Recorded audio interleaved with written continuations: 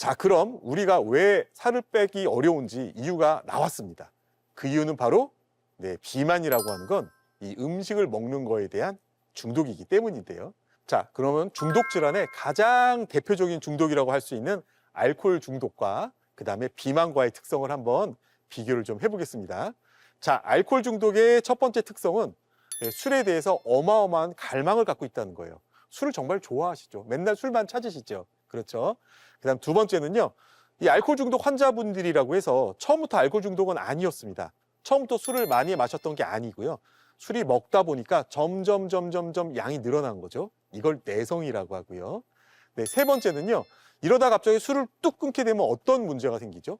막 손도 떨리고 식은땀도 나는 금단 현상이 생긴다는 거죠. 그다음 네 번째, 이럼에도 불구하고 이렇게 술이 문제임에도 불구하고 술을 통제할 수가 없습니다. 이게 바로 알코올 중독의 특성입니다. 시청자 여러분들 혹시 술을 많이 드시는 분들이거나 아니면 주변에 술을 끊지 못하는 알코올 중독 환자분들이 있으시다면 아마 이런 알코올 중독의 특성 익숙하실 거예요. 그렇다면 이번에는 비만하고 한번 비교를 해볼게요. 네, 비만이신 분들은요, 제가 정말 딱 솔직히 말씀드리면 음식 먹는 걸 너무나 좋아하세요. 심지어는요, 음식을 먹을 때만 정말 부지런하세요. 한간에 이런 분들도 있어요. 막 나 음식 먹는 거 너무 싫어해. 나 정말 음식 싫어해. 라고 이야기하시는데 제가 보기에는 너무나 좋아하세요. 마치 알코올 중독 환자분들이요, 나 정말 술 먹기 싫어하면서 계속 술 먹는 거랑 똑같습니다. 정말 동일한 모습을 보이고 있고요. 두 번째는요, 처음부터 비만이신 분들은 없어요. 처음부터 많이 먹었던 게 아니고요. 먹다 보니까 먹는 양이 점점 늘어나서 지금의 이 뚱뚱한 상태가 되신 거예요. 이렇게 내성이 똑같이 생긴다는 거고. 세 번째는요, 이렇게 먹는 걸 갑자기 뚝 끊고 다이어트에 갑자기 돌입하면 어떤 문제가 생길까요? 저혈당도 오고 막 식은땀 나고 막 손도 떨리고, 심지어 이 금단 현상은 알코올 중독의 금단 현상이랑 완전히 동일하죠. 네 번째, 이럼에도 불구하고 이렇게 뚱뚱한 비만이 됐음에도 불구하고 음식을 끊지 못하고 통제할 수 없다. 네, 이것이 바로 비만의 네 가지 특성인데요. 제가 앞서 예시를 들었던 알코올 중독의 네 가지 특성하고 그 다음에 비만의 네 가지 특성이 이렇게 상당히 일치하지 않나요? 그뿐만이 아닙니다. 네, 비만은요, 이 중독 질환이 갖고 있는 이 심리적인 특성도 똑같이 갖고 있어요.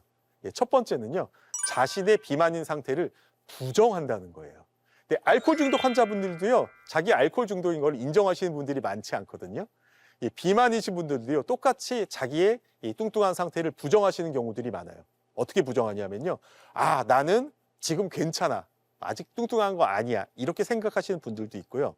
아니면 뚱뚱한 것까지는 내가 인정하겠어. 근데 언제든지 빼면 되지. 다시 이제 다이어트 하면 성공할 거야. 이렇게 생각하시는 분들도 있어요. 그래서 자신의 문제를 되도록이면 제대로 인정하지 않으시려고 한다. 이런 부정이라는 특성이 똑같고요. 네, 두 번째 특성은요, 끊임없이 남 탓을 한다는 겁니다. 그러니까 내가 오늘 먹은 거는 내가 먹은 거잖아요.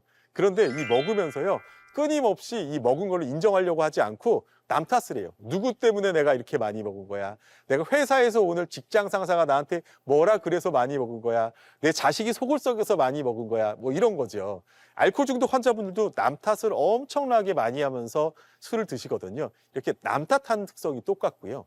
네, 세 번째는요, 합리화하는 겁니다. 합리화라고 하는 건 내가 먹는 거에 대해서 이유를 대시는 거예요. 뭐 예를 들어 이런 겁니다. 내가 오늘 힘들게 일을 하려고 하면 그러면 오늘은 많이 먹어도 된다라는 거죠. 사실은 힘들게 일을 할 땐 많은 에너지가 필요한 건 사실이지만 이렇게까지 많이 먹어야 될 이유는 아니거든요. 이렇게 내가 하고 있는 이런 비만 행동에 대해서 끊임없이 그 이유를 만들려고 하시는 거예요. 알코올 중독 환자분들도요, 술을 드실 때는 꼭 그에 합당한 이유를 대시려고 하거든요. 이것도 똑같습니다. 마지막 네 번째는요, 자신의 먹는 양을 계속 최소화 줄이려고 하시는 거예요. 어떤 거냐면, 제가 이제 현장에서 많이 여쭤봅니다. 오늘 식사를 얼마나 많이 하셨어요? 라고 얘기를 드리면은요, 많은 환자분들이 이렇게 얘기를 하세요. 저는요, 정말 조금밖에 안 먹거든요. 정말 밥 정말 조금밖에 안 먹거든요. 근데 이렇게 살이 많이 찐다라고 한다면 도대체 뭘 얼마나 많이 드셨을까? 이런 생각이 들어요. 네, 알코올 중독 환자분들도 술 얼마나 많이 드셨냐라고 물어보면 맨날 딱 술 한 잔만 드셨다고 얘기해요. 그러니까 술 한 잔 먹었는데 저 상태면 이 한 잔이 되게 큰 거거나 아니면 자신의 양을 계속 속이시는 거죠. 이렇게 부정하거나 남 탓하거나 합리화하거나 최소화하는 이런 특성들도 심리적인 특성이 이 비만이랑 이 알코올 중독 환자가 완전히 동일하다고 보시면 되겠습니다. 그렇기 때문에 이 비만은 이 중독 질환의 관점에서 보고 이 중독에 맞는 대책을 마련해야 합니다.